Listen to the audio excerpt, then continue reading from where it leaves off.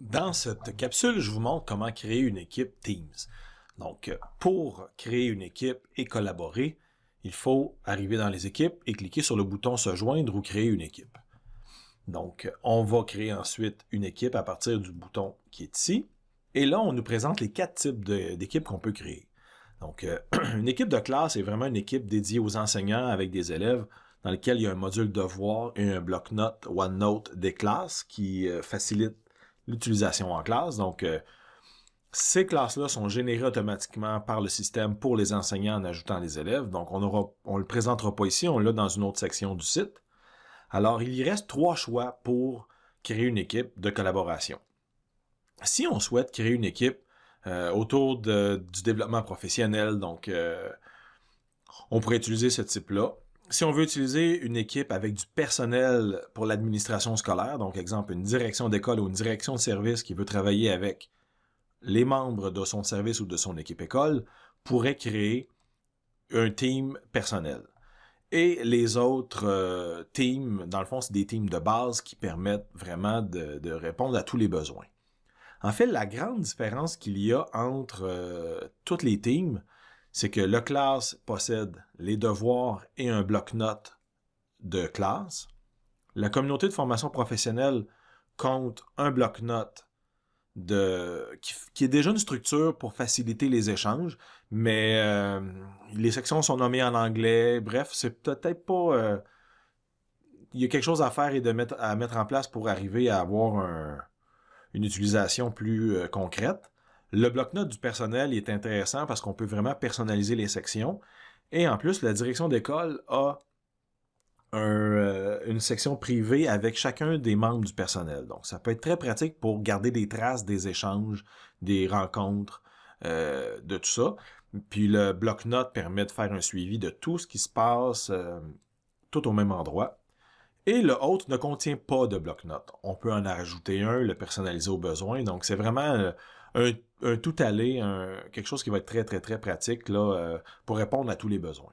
Donc, je vous montre ici, avant de créer une équipe, je l'ai créé, je vous montre les nuances. Donc, celui de la communauté de formation professionnelle, c'est un peu comme une cape, OK? Il y a conversation, fichier dans le canal général comme prévu, et il y a un bloc-notes PLC. Donc, quand on y accède la première fois, il se crée et se génère, et il a une structure préétablie qu'on ne peut pas vraiment choisir à la création. Par contre, on peut la modifier. Donc, une des façons de travailler dans le bloc-notes, c'est d'afficher en plein écran pour cacher les modules à côté. Et là, on voit que les titres des sections sont en anglais.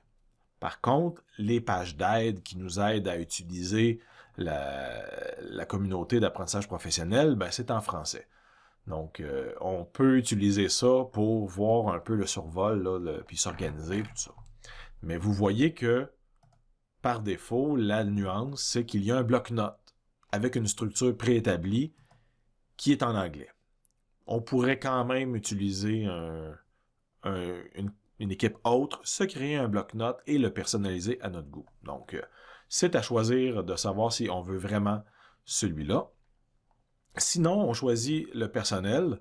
Eh bien, lorsqu'on arrive dans une équipe du personnel et qu'on remarque la même structure, conversation, fichier est toujours là par défaut, la seule nuance, c'est le bloc-notes pour le personnel enseignant ou le personnel d'un service, ça pourrait faire la même chose. Donc, dès qu'on y arrive, on peut le personnaliser. Donc, on va le configurer et en cliquant, je peux choisir un bloc-notes vide avec la structure que je vais établir ou je pars d'un bloc-notes qui est déjà existant, que j'aurai un bloc-notes du personnel. Mais on va y aller avec un bloc-notes vide. Donc, dans un bloc-notes, il y a un espace de collaboration où tout le monde peut écrire et modifier les pages du bloc-notes. Il y a une bibliothèque de contenu où seulement les propriétaires peuvent écrire. Les autres, ben, c'est des documents à lire. Et il y a des bloc-notes privés. C'est vraiment les bloc-notes qui vont être un espace privé entre chaque membre du personnel et la direction. Donc, ça, c'est la structure de base qu'on propose.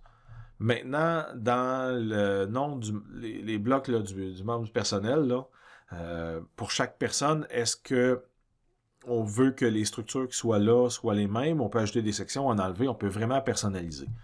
Donc, exemple, on pourrait...